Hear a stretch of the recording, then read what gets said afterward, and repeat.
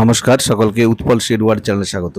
আজকের ভিডিওতে আমরা ক্লাস 5 এর লেসন 11 দ্য ফিনিশিং পয়েন্ট এই গদ্যাংশের দ্বিতীয় পাঠ অর্থাৎ 115 পাতার প্রতি লাইনের বাংলা অনুবাদ ও বিশ্লেষণ করব এবং তার শেষে যে অ্যাক্টিভিটিগুলো আছে অর্থাৎ অ্যাক্টিভিটি 4 এবং 5 এই দুটি অ্যাক্টিভিটির উত্তর নিয়ে ডিটেলসে আলোচনা করব। তাই তোমরা ভিডিওটা স্কিপ না করে অবশ্যই প্রথম থেকে শেষ পর্যন্ত দেখবে।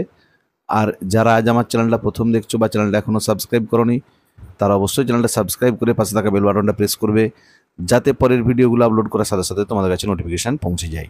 চলো শুরু করা যাক। আজকের বিষয় ক্লাস 5 এর লেসন 11 দ্য ফিনিশিং পয়েন্ট গল্পের দ্বিতীয় পাঠের প্রতি লাইনের বাংলা অনুবাদ বিশ্লেষণ এবং অ্যাক্টিভিটি 4-5 এর উত্তর।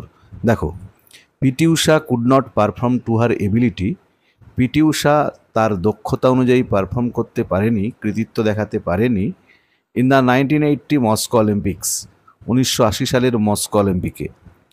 ইভেন এমনকি in the 1982 New Delhi Asiad, এমনকি 1982 নিউ দিল্লিতে যে এশিয়াড গেমটা হয়েছিল, she could only win silver medals, সে কেবলমাত্র রূপোর পদক জিতেছিল in the 100 metres and 200 metre sprint, 100 metre এবং 200 মিটার দৌড়ে, যে আর অন্য কোনো পদক সে পায়নি।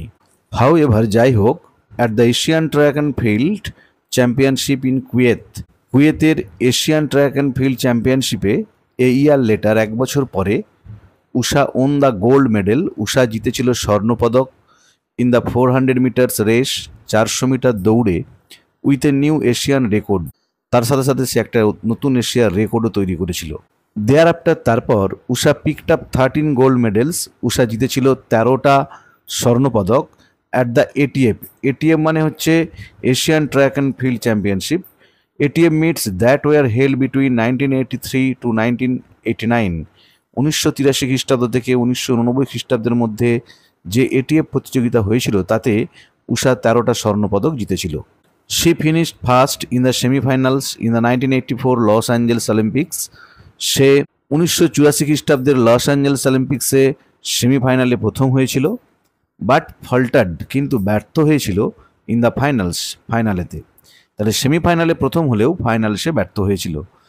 হিস্টোরি রিপিটেড ইটসেলফ, ইতিহাসের পুনরাবৃত্তি ঘটেছিল হোয়েন, যখন, in a nail beating for to finish, একদম যেটাকে আমরা বলি এক চুলের জন্য, বাই 1/100 অফ এ সেকেন্ড। দেখো, 1 সেকেন্ডের 100 ভাগের 1 ভাগের জন্য, যে 1 সেকেন্ডকে যদি 100টা ভাগ করা হয় তার 1 ভাগের জন্য Usha lost the bronze medal, Usha ব্রোঞ্জের পদকটা হারিয়েছিল, মানে ঊষা থার্ড হতে পারেনি 1 সেকেন্ডের 100 ভাগের 1 ভাগ সময়ের জন্য। দ্য সেম ইনসিডেন্ট, একই ঘটনা, হ্যাড হ্যাপেন্ড, ঘটেছিল, to another great Indian athlete, আর একজন মহান ভারতীয় ক্রীড়াবিদ, মিল্খা সিংয়ের ক্ষেত্রে ইন দ্য 1960 অলিম্পিক গেমস, 1960 সালের অলিম্পিক গেমসে। মানে সেবারে মিল্খা সিংও খুব অল্প সময়ের ব্যবধানে, মানে যেটাকে ন্যানো সেকেন্ড বলা হয়, তার ব্যবধানেতে মিল্খা সিং কোনো পুরস্কার বা পদক জিততে পারেনি। অন বোথ দিজ ওকেশনস, উভয় ক্ষেত্রেই, মানে পিটি ঊষার ক্ষেত্র এবং মিল্খা সিংয়ের ক্ষেত্র, উভয় ক্ষেত্রেই the Indian athletes could win no medals, ভারতীয় প্রতিযোগীরা কোনো পুরস্কার জিততে পারেনি। দেখো, এরপর ওয়ার্ড্রোবেতে 3টে ওয়ার্ডের মিনিং দিয়ে আছে, তোমরা এগুলো খুব ভালো করে পড়ে যাবে কারণ এখান থেকে ওয়ার্ড মিনিং পড়ে। এশিয়াড মানে হচ্ছে এশিয়ান গেমস, এশিয়া মহাদেশের অন্তর্ভুক্ত দেশগুলোর মধ্যে যে খেলা। ফল্টার মানে হচ্ছে ফেল্ড, ব্যর্থ হওয়া। ফটো ফিনিশ মানে ক্লোজ ফিনিশ, একদম খুব কাছাকাছি গিয়ে শেষ করা। তাহলে এতক্ষণ আমরা ক্লাস 5 এর লেসন 11 দ্য ফিনিশিং পয়েন্ট এই গদ্যাংশের দ্বিতীয় পাঠ অর্থাৎ 115 পাতার প্রতি লাইনের বাংলা অনুবাদ ও বিশ্লেষণ করলাম।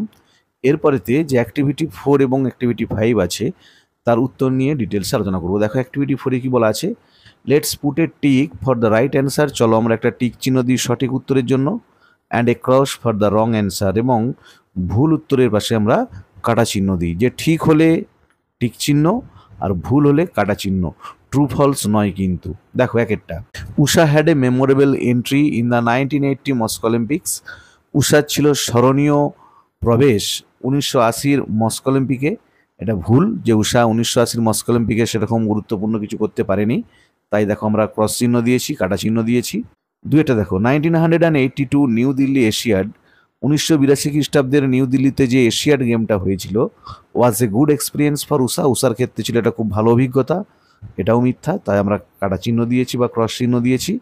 3 দেখো, she made a new Asian record in Kuwait, সে কুয়েতে একটা নতুন এশিয়ার রেকর্ড তৈরি করেছিল, এটা সত্য, তাই পাশে আমরা টিক চিহ্ন দিয়েছি। 4 দেখো, বিটুইন 1983 টু 1989, 1983 থেকে 1989 খ্রিস্টাব্দের মধ্যে Usha won more than 10 golds at ATM meets, Usha 10টারও বেশি সোনা জিতেছিল এটিএফ প্রতিযোগিতায়, এটা ঠিক, 13টা সোনা জিতেছিল, তাই আমরা দেখো টিক চিহ্ন দিয়েছি। 5 দেখো, Usha finish first in the finals, Usha প্রথম হয়েছিল ফাইনালেতে in the 1984 Los Angeles Olympics, 1984 Los অ্যাঞ্জেলেস অলিম্পিক্সে, এটা ভুল, তাই আমরা ক্রস চিহ্ন দিয়েছি। সেমিফাইনালে সে প্রথম হয়েছিল কিন্তু ফাইনালে হতে পারেনি। এবারেতে অ্যাক্টিভিটি 5 দেখো, অ্যাক্টিভিটি 5-এ কি বলা আছে, let's answer the following questions, চলো নিচের প্রশ্নগুলোর আমরা উত্তর দিই। দেখো, আমি তোমাদের সুবিধার জন্য উত্তরগুলো লিখে দিয়েছি। How was Usha's performance in New Delhi Asian games, যে উষার পারফরমেন্স কেমন ছিল, ধারাবাহিকতা কেমন ছিল নিউ দিল্লি এশিয়ান গেমসে। দেখো, PT Usha could only win silver medals in the 100 metres and 200 metre sprint, PT Usha কেবলমাত্র 100 মিটার এবং 200 মিটার দৌড়ে রূপোর পদক জিতেছিল in the 1982 New Delhi Asian games, 1982 New Delhi Asian গেমসে। আবার বলছি, উত্তরটা দেখে নাও, PT Usha could only win silver medals in the 100 metres and 200 metres sprint in the 1982 New Delhi Asian games. 2 দেখো, 2 Olympic games are mentioned in the text, 2টো অলিম্পিক গেমের কথা উল্লেখ করা আছে এই পাঠ্যাংশে। When did these take place, কখন এই খেলাগুলো ঘটেছিল, মানে যে 2টো অলিম্পিকের উল্লেখ আছে সেগুলো কখন ঘটেছিল। হোয়ার ওয়ার দিজ হেল্ড, আর কোথায় ঘটেছিল। দেখো, these 2 Olympic games took place in 1980 and 1984, এই 2টো অলিম্পিক গেমস ঘটেছিল 1980 এবং 1984 খ্রিস্টাব্দে। আর দ্বিতীয় পার্টটা দেখো কোথায়, দিজ ওয়ার হেল্ড, এগুলো অনুষ্ঠিত হয়েছিল ইন মস্কো ব্যাকেটে 1980, মস্কোতে হয়েছিল 1980 খ্রিস্টাব্দে, অ্যান্ড লস অ্যাঞ্জেলস ইন 1984, আর লস অ্যাঞ্জেলসে 1984 খ্রিস্টাব্দে। দেখো, আবার উত্তরটা বলে দিচ্ছি। প্রথম পার্টটা হবে these 2 Olympic games took place in 1980 and 1984, আর দ্বিতীয় পার্টটা হবে these were held in Moscow, ব্যাকেটে তোমরা অবশ্যই ইয়ারটা লিখে দেবে 1980, অ্যান্ড লস অ্যাঞ্জেলস ব্যাকেটে 1984। তাহলে আজকের ভিডিওতে আমরা ক্লাস 5-এর লেসন 11 দ্য ফিনিশিং পয়েন্ট, এই গদ্যাংশের দ্বিতীয় পাঠ অর্থাৎ 115 পাতার প্রতি লাইনের বাংলা অনুবাদ ও বিশ্লেষণ করলাম। তার সাথে সাথে অ্যাক্টিভিটি 4 এবং 5, এই দুটি অ্যাক্টিভিটির উত্তর নিয়ে ডিটেলসে আলোচনা করলাম। ভিডিওটা ভালো লাগলে তোমরা অবশ্যই লাইক, শেয়ার ও কমেন্ট করে জানাবে। আর যারা চ্যানেলটা আজ প্রথম দেখছো বা চ্যানেলটা এখনও সাবস্ক্রাইব করোনি, তারা অবশ্যই চ্যানেলটা সাবস্ক্রাইব করে পাশে থাকা বেল বাটনটা প্রেস করবে, যাতে পরের ভিডিওগুলো আপলোড করার সাথে সাথে তোমাদের কাছে নোটিফিকেশান পৌঁছে যায়। আর আমি অলরেডি ক্লাস 5-এর বাকি টেক্সটগুলির প্রতি লাইনের বাংলা অনুবাদ, বিশ্লেষণ এবং প্রত্যেকটি অ্যাক্টিভিটির উত্তর নিয়ে ডিটেলস আলোচনা করে ভিডিও আপলোড করেছি। যারা সে ভিডিওগুলো দেখোনি তাদের জন্য আমি ডেসক্রিপশন বক্সে সেসব ভিডিওর লিঙ্ক দিয়ে দিয়েছি, তোমরা অবশ্যই তোমাদের সময় মতো দেখে নিও। এছাড়াও তোমাদের যে উপযুক্ত গ্রামারগুলো আছে, আর্টিকেলের ব্যবহার, প্রিপোজিশনের ব্যবহার, সাবজেক্ট ভার্ব, এগ্রিমেন্ট, এসবের উপরেও আমি ভিডিও আপলোড করেছি, তার লিঙ্কও ডেসক্রিপশন বক্সে দেওয়া আছে, তোমরা অবশ্যই তোমাদের সময় মতো দেখে নিও। ভালো থেকো সকালে, ধন্যবাদ।